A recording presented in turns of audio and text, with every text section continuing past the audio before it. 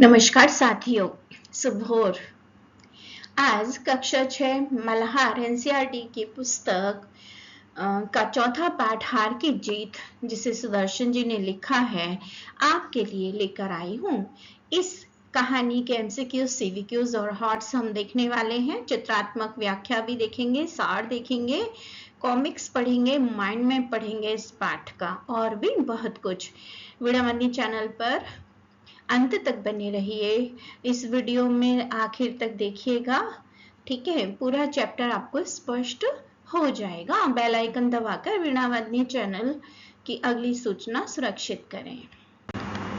पाठ का उद्देश्य देखिए, इस पाठ का उद्देश्य है कि कहानी के माध्यम से बच्चों में नैतिक मूल्यों की जो अवधारणा है, कॉन्सेप्ट है, उसे क्लियर करना, उसको पक्का करना, निस्वार्थ प्रेम की भावना जगाना, दीन दुखियों की मदद करना सिखाना, यह इस पाठ के मुख्य उद्देश्य है। अब देखिए माइंड मैप इस पाठ का, हार की जीत का। इसमें है पाठ परिचय, लेखक परिचय, मुख्य पंक्तियां, पाठ के कीवर्ड्स, ठीक है। त्याग, दया, करुणा, भक्ति, विश्वास, विकलांग, इस तरह के शब्द हैं। और फिर इस पाठ का संदेश है, भाषा शैली, मुख्य विचार, संदेश, और फिर निष्कर्ष है। तो आइए एक एक करके सबका अध्ययन हम करते हैं। सबसे पहले देखिए लेखक परिचय। तो जो हमारे ये लेखक हैं, यह कहानी हिंदी के प्रसिद्ध कहानीकार सुदर्शन जी ने लिखी है, और ये सुप्रसिद्ध कहानी में से एक है, ठीक है। और इन्होंने जो है, सुदर्शन जी ने बहुत ही चित्रात्मक ढंग से, बहुत ही मार्मिक ढंग से यह कहानी रची है। कहानियों के अतिरिक्त कविताएं, लेख, नाटक, उपन्यास भी इन्होंने लिखे हैं, ठीक है। फिल्मों की पटकथाएं भी इन्होंने लिखी हैं। पाठ का जो सचित्र सार है, एक वैचारिक यात्रा, ये देखें। प्रेम, बाबा भारती का सुल्तान के प्रति, सबसे पहले हमें पहले पैराग्राफ में, पहले पन्ने पर कहानी के देखने को मिलता है कि बाबा भारती को अपने घोड़े से वैसे ही लगाव होता है जैसे एक किसान को अपनी लहलहाती फसल देखकर होता है, और उनके दिल में सबके लिए निस्वार्थ प्रेम और स्वाभिमान भी है अपने लिए। लालच, सुल्तान की कीर्ति यानी कि उसकी प्रसिद्धि सुनकर वहां का, उस इलाके का प्रसिद्ध डाकू खड़क सिंह के हृदय में ईर्ष्या और जलन का भाव हुआ, लालच का जन्म हुआ। फिर उसे पश्चाताप कैसे होता है कि बाबा भारती के एक वाक्य से खड़क सिंह का हृदय परिवर्तन होता है, और रात के अंधेरे में सुल्तान को वापस वहीं बाबा भारती के अस्तबल में बांध जाता है ना। वो छल भी करता है, छल करके घोड़े को ले गया होता ना, कैसे उनकी अपाहिज का वेश धारण करके खड़क सिंह द्वारा सुल्तान को धोखे से छीन लेता है। लेकिन बाबा भारती के निस्वार्थ विचारों से उसका हृदय परिवर्तन होता और वापस वह उसको अस्तबल में बांध जाता है। आइए देखें कहानी का सार। तो ये जो कहानी है छात्रों, यह मानवीय संवेदनाओं की निस्वार्थ प्रेम और हृदय परिवर्तन की मर्मस्पर्शी, यानी मर्मस्पर्शी, हृदय को छूने वाली कहानी है, दिल को प्रभावित करती है। कहानी के केंद्र में बाबा भारती नामक एक साधु हैं, जो गांव के बाहर एक मंदिर में रहते हैं और अपना पूरा जीवन भगवत भजन में व्यतीत करते हैं। बाबा भारती के पास एक बहुत ही सुंदर और बलवान घोड़ा है, जिसे वे प्यार से सुल्तान पुकारते हैं। वे सुल्तान से वैसा ही प्रेम करते हैं जैसा एक माँ अपने बेटे से करती है। उस इलाके का प्रसिद्ध डाकू खड़क सिंह जब सुल्तान की कीर्ति यानी कि उसका यश सुनता है, तो वह उसे देखने के लिए व्याकुल हो उठता है। एक दिन वह बाबा भारती के पास पहुंचता है और घोड़े की चाल देखकर दंग रह जाता है। जाते जाते वह बाबा भारती को धमकी देता है कि वह यह घोड़ा उनके पास नहीं रहने देगा। इस डर से बाबा भारती की रातों की नींद उड़ जाती है और महीनों तक अस्तबल की रखवाली करते हैं। लेकिन जब खड़क सिंह नहीं आता तो वे थोड़े से निश्चिंत भी हो जाते हैं कि भाई वो तो ऐसे ही गड़ंगबाजी कर रहा था, वो सच में थोड़ी ना यहाँ पर आ रहा है। एक दिन संध्या के समय बाबा भारती घूमने निकल रहे थे, तब खड़क सिंह ने एक अपाहिज का वेश बनाकर उन्हें छल से रोक लिया। बाबा भारती ने करुणावश उस दीन दुखिया की मदद करनी चाहिए और उसे अपने घोड़े पर बिठा लिया। जैसे ही बाबा भारती ने उसकी लगाम छोड़ी, यानी घोड़े की मुंह पे जो रस्सी बंधी होती है पकड़ने के लिए, उसको कंट्रोल करने के लिए, उसे हम लगाम कहते हैं। तो जैसे ही छोड़ी बाबा भारती ने, खड़क सिंह ने अपना असली रूप दिखाया और घोड़ा लेकर वो तो चंपत हो गया, वहां से भागने लगा। बाबा भारती ने उसे रोककर घोड़े को वापस नहीं मांगा, बल्कि एक ऐसी विनती की जिसने डाकू को अंदर से बिल्कुल झकझोर के रख दिया, उसे हिला दिया मानो। उन्होंने कहा, इस घटना को किसी के सामने प्रकट न करना, अन्यथा लोग गरीबों पर विश्वास करना छोड़ देंगे। खड़क सिंह, तुम ले जाना चाहते हो घोड़ा, ले जाओ, मैं तुम्हें वापस करने को नहीं कहूंगा, पर इस घटना को किसी और के सामने प्रकट मत करना, नहीं तो दीन दुखियों पर से लोगों का विश्वास उठ जाएगा। बाबा भारती का यह सौम्य विचार कि किसी व्यक्तिगत हानि से बड़ी मानवता की हानि है, खड़क सिंह के हृदय में घर कर गया। उसे अपनी भूल का एहसास हुआ और वह सोचने लगा कि बाबा भारती के विचार कितने ऊंचे और पवित्र हैं। पाश्चात्य की अग्नि में जलते हुए खड़क सिंह ने आधी रात के सन्नाटे में चुपके से सुल्तान को वापस बाबा भारती के अस्तबल में बांध दिया। सुबह जब घोड़ा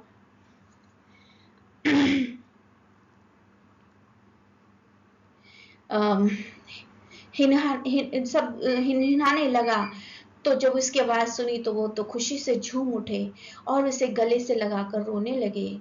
उनकी हार अब एक महान जीत में बदल चुकी थी, क्योंकि अब दुनिया से गरीबों पर से विश्वास नहीं उठने वाला था। बच्चों, यह कहानी हमें सिखाती है कि सच्ची जीत बाहुबल में नहीं, बल्कि ऊंचे चरित्र और मानवता की रक्षा करने में होती है। बाबा भारती का त्याग हमें एक बेहतर इंसान बनने की प्रेरणा देता है। भाई, संत जन तो होते ही त्याग के लिए हैं। इसी भावना पर तो मैंने एक दोहा लिखा है, सर सर से संत तरुजन चौथे बरसे मेघ, परमारथ के कारणे भले न मांगे मेघ। क्यों? क्योंकि ये जो चारों हैं, कौन कौन? तालाब, सरोवर यानी कि पेड़, संत जन और चौथा मेघ, ये निस्वार्थ बरसते हैं, निस्वार्थ कृपा करते हैं, अपने बारे में बिना सोचे बस दूसरों की ही भलाई करते हैं। आगे देखते हैं।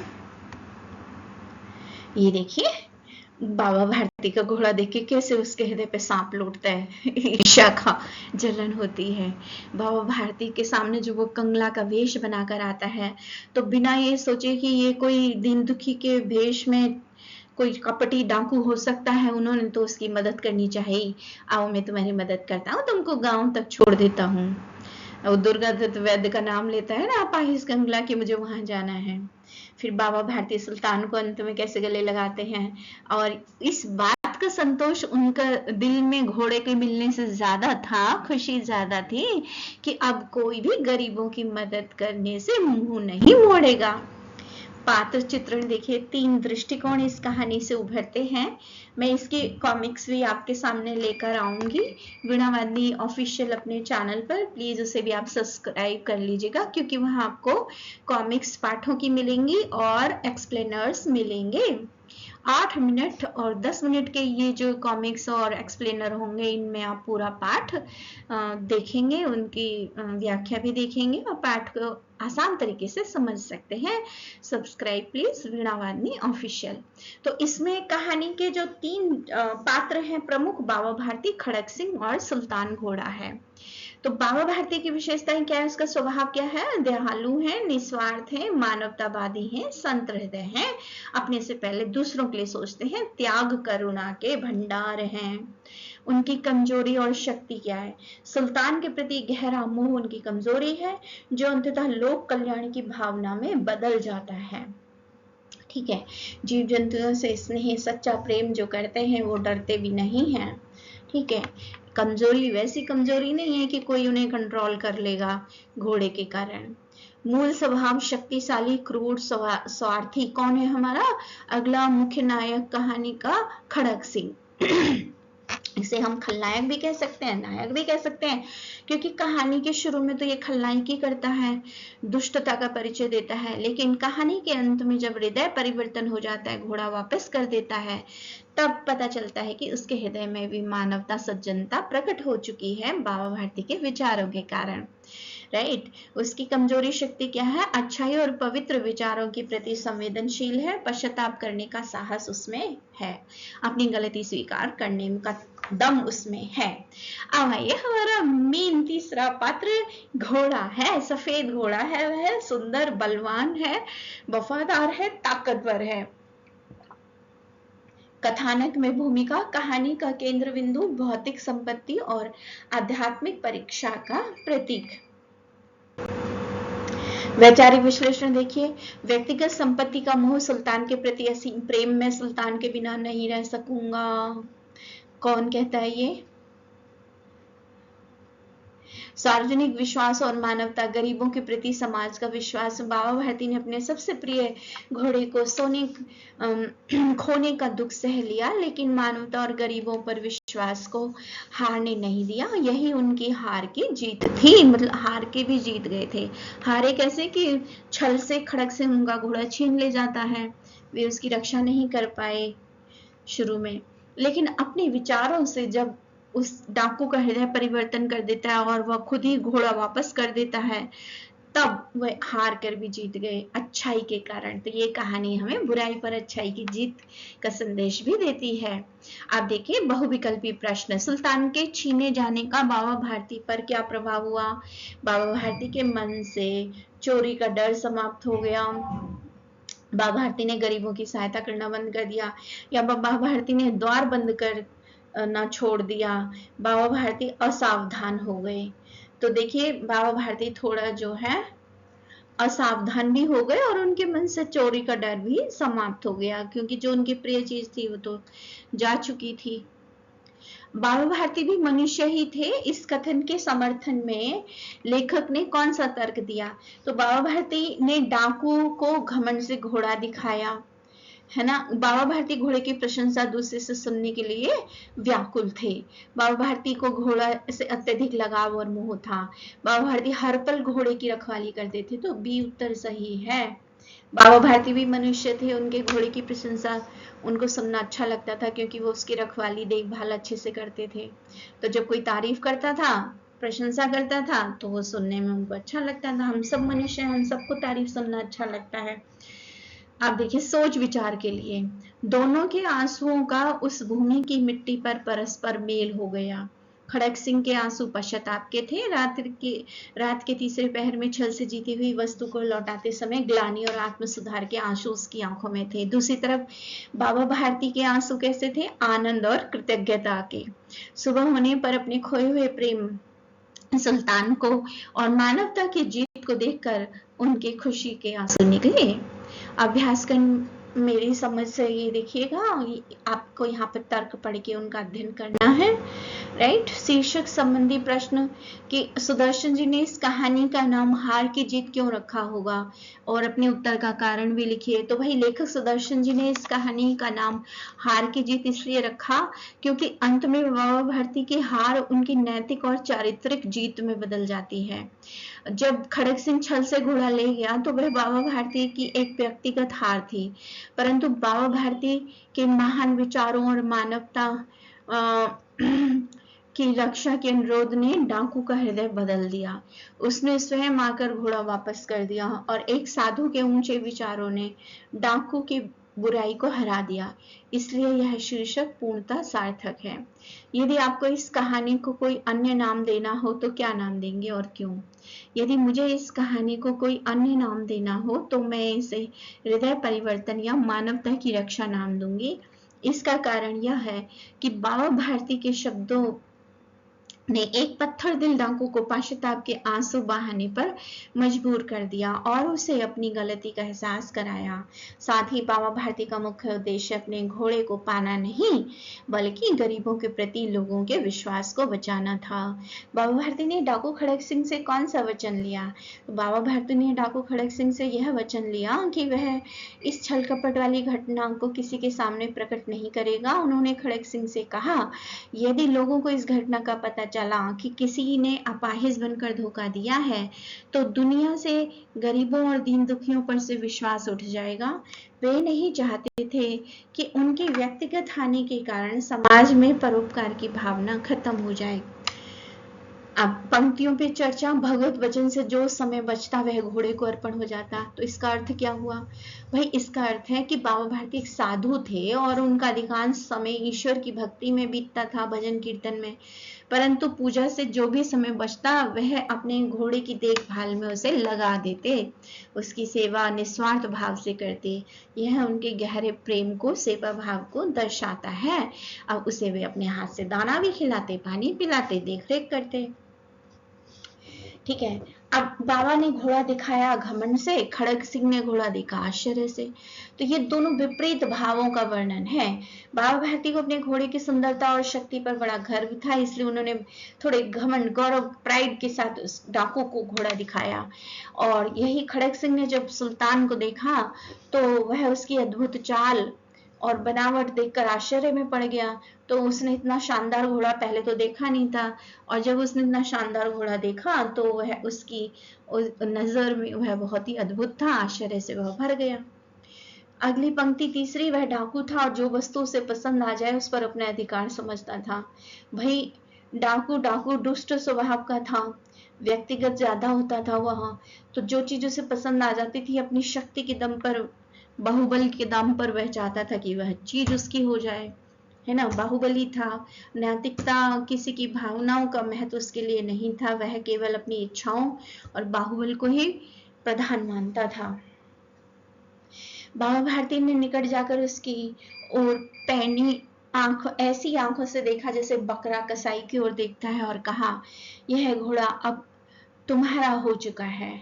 इसका अर्थ है बाबा भारती की लाचारी और उनके महान त्याग का बहुत मार्मिक चित्रण किया गया है। जैसे कसाई के सामने खड़ा बकरा जानता है कि वह असहाय है, मजबूर है, वैसे ही बाबा भारती ने समझ लिया कि छल से छीने गए घोड़े को अब वह खो चुके हैं, वापस पाने की उम्मीद मुश्किल है।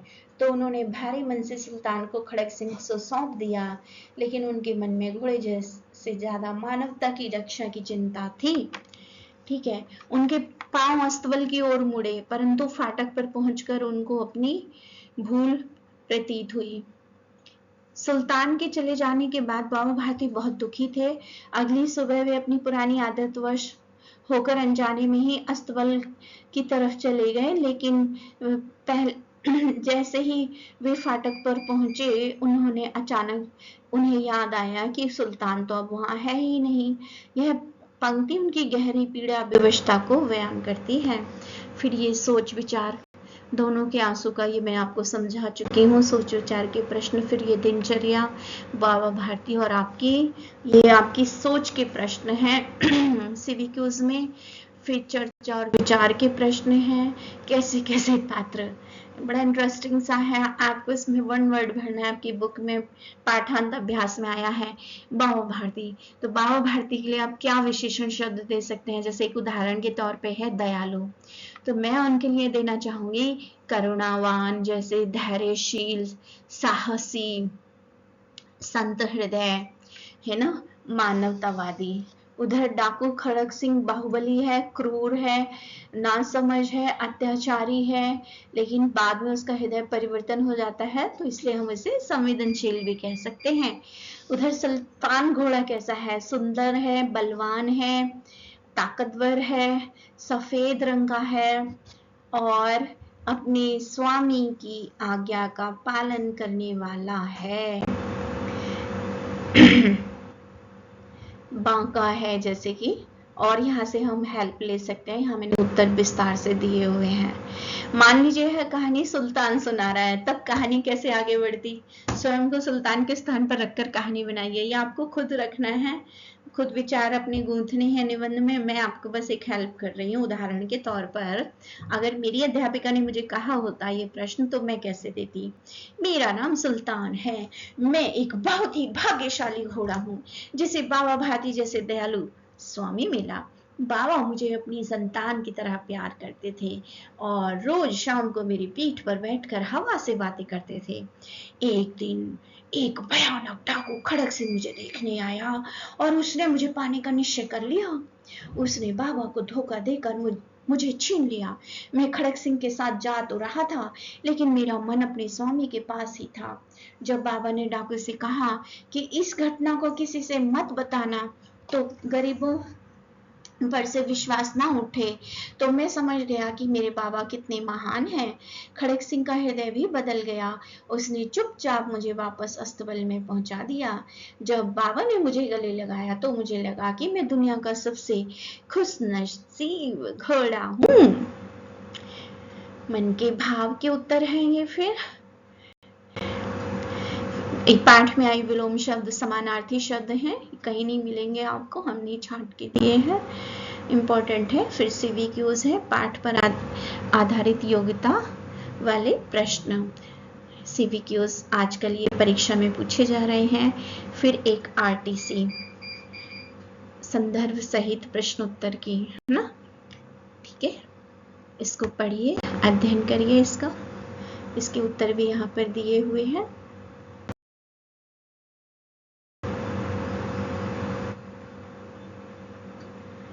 बाबा भारती और खड़क सिंह के चरित्र का तुलनात्मक अध्ययन कीजिए या विश्लेषण कीजिए। यह आ सकता है, इंपॉर्टेंट प्रश्न है। कहानी का संदेश आज के समाज में महत्व बताएं, मतलब आज के संदर्भ में इस कहानी का क्या इंपॉर्टेंस है, क्या महत्ता है। तो सुदर्शन जी की कहानी हार की जीत का संदेश आज के दौर में बहुत ही महत्वपूर्ण है और प्रासंगिक है, क्योंकि यह मानवता और आपसी विश्वास की रक्षा करने की सीख देती है। आज के समाज में जहां झूठ छल कपट का बोलबाला है, बाबा भारती का यह विचार कि दुनिया से विश्वास नहीं उठना चाहिए, समाज के लिए एक महान मार्गदर्शक का कल्याणकारी का काम करता है। बाबा भारती ने अपने प्रिय घोड़े सुल्तान को छल से छीने जाने के बाद भी अपनी पीड़ा से ऊपर उठकर केवल इसलिए उस घटना को गुप्त रखने को कहा ताकि लोग भविष्य में गरीबों और मजबूरों की सहायता करने से मुंह न मोड़ें। यह संदेश हमें याद दिलाता है कि किसी एक व्यक्ति का बुरा आचरण समाज की पूरी मानसिकता को प्रभावित कर सकता है, जिससे वास्तविक जरूरतमंद उपेक्षित रह सकते हैं। कहानी यह भी सिद्ध करती है कि उच्च चारित्रिक मूल्य और निस्वार्थ भाव किसी भी कठोर हृदय व्यक्ति का हृदय परिवर्तन कर सकते हैं, जैसा कि डाकू खड़क सिंह के साथ हुआ। वर्तमान युग में जहां नैतिक मूल्यों में गिरावट देखी जा रही है, यह कहानी हमें सिखाती है कि सच्ची जीत बाहुबल या धोखे से नहीं, बल्कि ऊंचे चरित्र और परोपकार में छिपी है। अंततः बाबा भारती का त्याग हमें समाज के प्रति अपनी जिम्मेदारी निभाने और एक संवेदनशील इंसान बनने की प्रेरणा देता है। क्या इस कहानी का कोई और प्रभावशाली शीर्षक हो सकता है, मतलब इम्प्रेसिव टॉपिक क्या हो सकता है? बिल्कुल, मानवता की रक्षा, हृदय परिवर्तन, पवित्र विचार, अमिट विश्वास, सच्ची जीत, ये हो सकते हैं। और आप सोचिए कि ये क्यों हो सकते हैं? क्यों? क्योंकि एक अच्छा शीर्षक वह होता है जो कहानी के मूल संदेश को स्पष्ट कर दे। लीजिए, मजेदार काम आपके लिए। आपको कॉमिक्स पढ़ना पसंद है? भाई मुझे तो बचपन में बहुत पसंद था चित्रकथा पढ़ना, बहुत हमेशा पढ़ती थी। ठीक है, तो ये आपके लिए इस पाठ के आधार पर थोड़ी सी विभिन्नता के साथ में, क्यों वो तो कहानी आपने पढ़ ली, विभिन्नता के साथ में यहाँ मैं हार की जीत आपके लिए ये कॉमिक्स लाई हूँ। पढ़िए, मजे करिए, लेकिन वर्कशीट के रूप में नीचे दिए हुए 4 प्रश्न, इनके उत्तर अपनी उत्तर पुस्तिका में या वर्कशीट में करना ना भूलें।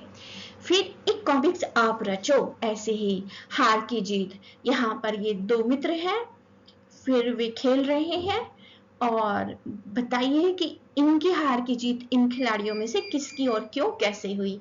फिर इस कहानी से आपने क्या सीखा, अपने विचार में लिखो। है ना क्रिएटिव प्रश्न? अब देखिए पाठ से आगे नई कल्पनाएं।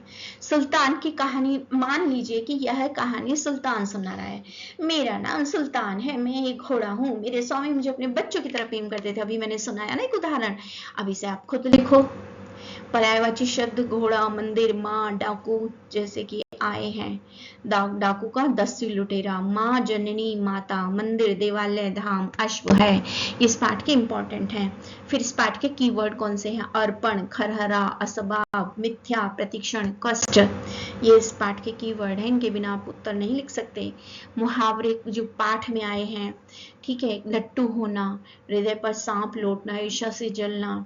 लट्टू होना मतलब बहुत अत्यधिक मुग्ध हो जाना, मोहित हो जाना किसी पर, मुंह मोड़ लेना, संबंध तोड़ लेना या इग्नोर मारना। फूले न समाना, बहुत अधिक खुश होना, मुख खिल जाना, चेहरे पर खुशी आ जाना। ये और भी है इसमें मुहावरे। अब देखिए हमने क्या क्या सीखा। हार की जीत मानवता और नैतिक मूल्यों की जीत होती है, हमने यह सीखा। जब कोई नेक काम करता है तो प्रत्यक्ष रूप से हार कर भी वह जीत जाता है, क्योंकि उसने मानवता की भलाई का काम किया, जैसे इस कहानी में संत बाबा भारती ने किया। खड़क सिंह की छल और चोरी नैतिक विजय है, डाकू का हृदय परिवर्तन, बाबा भारती की अनोखी प्रार्थना, और बाबा खड़क सिंह और सुल्तान घोड़े का चरित्र चित्रण। हार की असली जीत, बाबा भारती हार कर भी अपने चरित्र के बल पर जीत जाते हैं। सच्चाई, ईमानदारी, दूसरों के लिए परोपकार की भावना से जीत जाते हैं। पाठ का संदेश क्या है? छल से प्राप्त की गई जीत वास्तव में हार है, और मानवता के लिए किया गया त्याग सबसे बड़ी जीत है। यह इस कहानी का कोर टेक अवे है, मुख्य संदेश है। बुराई को अच्छाई और करुणा से हराया जा सकता है। बाबा भारती ने अपने प्रिय घोड़े का त्याग कर दिया ताकि समाज में गरीबों और असहायों के प्रति लोगों का विश्वास न टूटे। यह कहानी हमें स्वार्थ से ऊपर उठकर परमार्थ के बारे में सोचना सिखाती है। तो ये जो वाक्य है बाबा भारती का कहा हुआ, अब कोई गरीबों की सहायता से मुंह न मोड़ेगा। भाई, क्या आपके लिए एक प्रश्न छोड़ रही हूँ, क्या आप किसी दीन दुखी की मदद करने से पीछे हट जाते हैं किसी वजह से? क्यों? और अगर करते हैं मदद तो फिर क्यों करते हैं? उससे आपको क्या फायदा? सोचिएगा जरूर इस बारे में, ठीक है। Please like, share, subscribe Veenavadini channel, और कमेंट करके बताइएगा यह पाठ आपको मेरी प्रस्तुति कैसी लगी। धन्यवाद। शुभ दिवस।